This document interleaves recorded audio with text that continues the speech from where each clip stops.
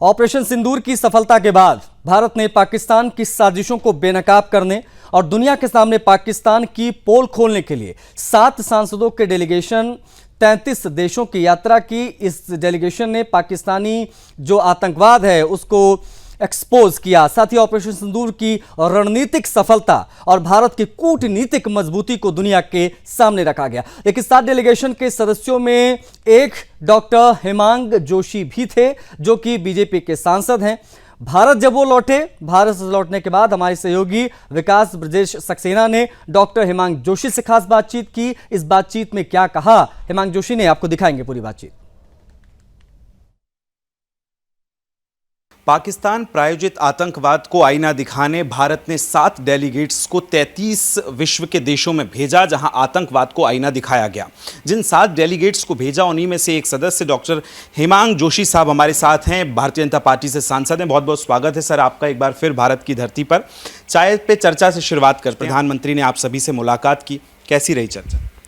7 लोक कल्याण मार्ग पर आदरणीय प्रधानमंत्री श्री नरेंद्र भाई मोदी जी के द्वारा जितने भी ऑपरेशन सिंदूर के जो ग्लोबल आउटरीच मिशन था उसमें जितने भी सांसदगण गए थे उनको उन्होंने आमंत्रित किया था और उनके साथ बहुत ही इनफॉर्मल, बहुत ही अनौपचारिक चर्चा की थी।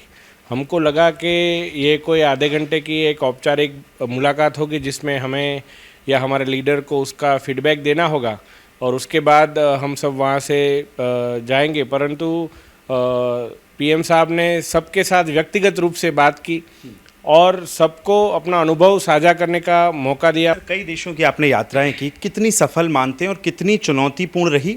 साथ ही कुछ कमिटमेंट कहीं से मिला आतंकवाद के खिलाफ ठोस नीति का? जी, सबसे पहले तो इसकी सफलता हम बहुत ही अच्छे तौर पर देख सकते हैं क्योंकि पूरी यात्रा के दरमियान भारत ने जो ऑपरेशन सिंदूर के अंतर्गत जो जवाब दिया वह भारत का अधिकार है, वैसे सभी देश ने यह बात मानी थी।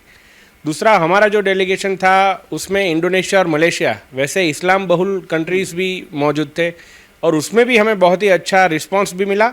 और मलेशिया जैसा देश के जहाँ पे इस्लाम के ऊपर कई सारे मतलब रेडिकलाइजेशन एलिमेंट्स भी वहाँ पे दिखते हैं, वहाँ पे भी मलेशिया की गवर्नमेंट ने हमारे जितने भी एंगेजमेंट्स हमने तय किए थे वह सभी एंगेजमेंट्स किए और उससे फ्रस्ट्रेट होकर पहली बार ऐसा हुआ था कि कोई भी डेलीगेशन के अंतर्गत सबसे पहले हमारे डेलीगेशन के खिलाफ पाकिस्तान हाई कमीशन जो मलेशिया में था उन्होंने औपचारिक रूप से प्रेस रिलीज भी किया था। पाकिस्तान को हम देखें तो उनकी तरफ से भी कई डेलीगेशंस गए हैं और वो प्रसारित कर रहे हैं कि भारत ने किस तरह से पहले वो सबूत भी देने की बात कर रहे हैं। किस तरह से देखते हैं बिलावल भुट्टो के जो बयान आ रहे हैं या उनके और कई मंत्रियों के जो बयान हैं आतंकवाद को लेकर?